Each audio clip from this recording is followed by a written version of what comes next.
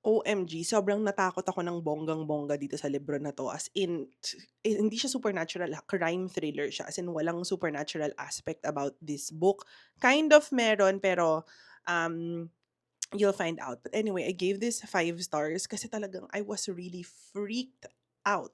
Siguro nakakatakot siya kasi set siya sa isang ward, tapos yung buong book just happened in the span of 24 hours. Tapos yung ward na yon is yung inpatient mental unit nung hospital.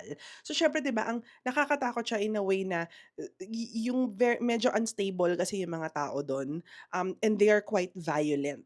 So it was just really, really creepy. Tapos yung setting niya na everything is happening in a very small, tight space. Parang you feel so claustrophobic.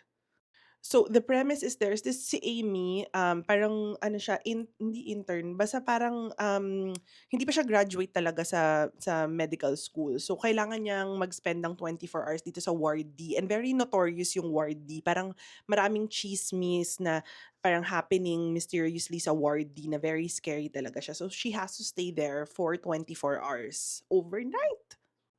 Tapos walang signal. And the thing is meron siyang secret, ayaw niya ng pumunta dun kasi there is something from her past na nandun.